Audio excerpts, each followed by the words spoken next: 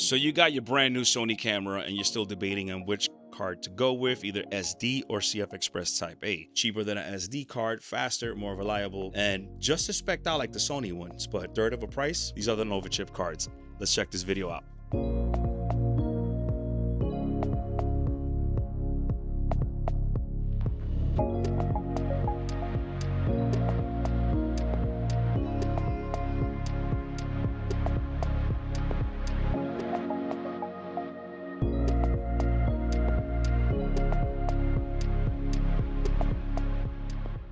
When a company like NovaChips right here reach out to me and they send me these brand new cards, and they're also spec'd out as CFexpress 4.0 Type A cards. So you already know that once you hear the 4.0, you're already on the Sony tough CFexpress card territory. I've been using this on SNQ mode and this thing just performs absolutely great.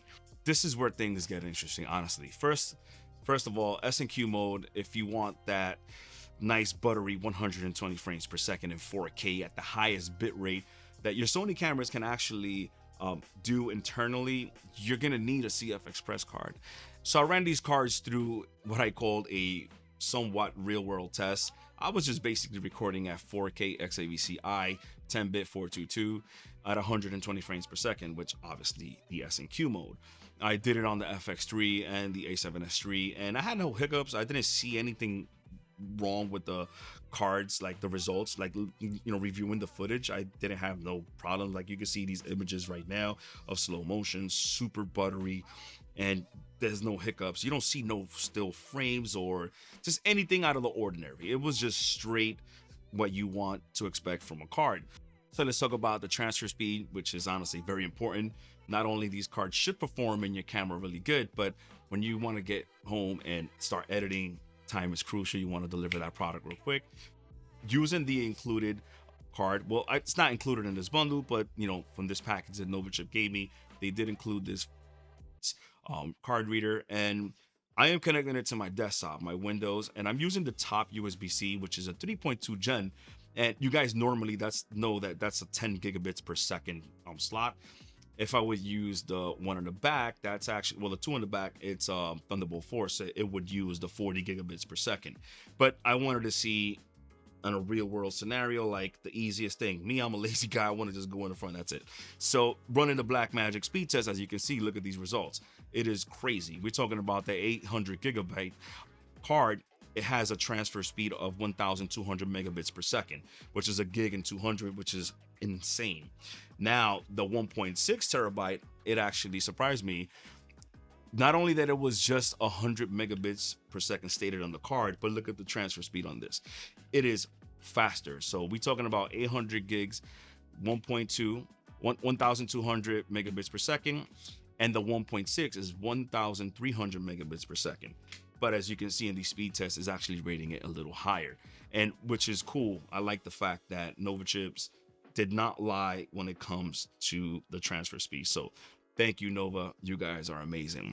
What's up, guys? This is Rick from the future, and I had to pause Rick from the past because he had some misleading information that I did not want him to give it to you. But don't worry about it. I got you. I have the correct information. So starting with the prices on the 800 gig card, that is priced at $262 US, which is insane. I mean, if you compare that to the Sony one is regular price $748 US, even though it's running on sale, but it's going over $400. So if you figure with that price of one card, you can get two of these cards. So I suggest you to get these instead because you're getting more bang for your buck. But now let me give you the biggest bargain. The biggest bargain is the 1.6 terabyte card. That one is priced at $382 US, which is ridiculous. And you're getting, you know, 2 times the card. And also, they're running on promotion, which drops the card to $329 US, which is honestly, that's a steal.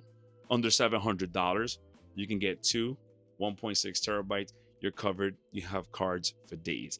And if you compare that to the Sony one, which is a 1.8 gigs, I think it is, that one is priced, I think, is like $1,298 US, even though it's running on sale, like I said before, but it still doesn't justify the differences in space to the cost. So yeah, I think the NovaChips is the way to go. Also, the card reader is priced at $89, so which is a great bang. It's going to be NovaChip. It's going to work together, intuitive, so they got you covered. So both of these cards and the reader, I'm gonna link it in the description so you guys can check it out.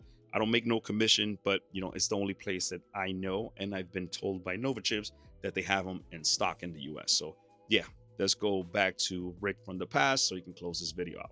All right, so moving on to my final thoughts, what I think about these cards. I think these cards are really great. I think they're priced right. What can you expect from these cards? Speed, reliability, and durability.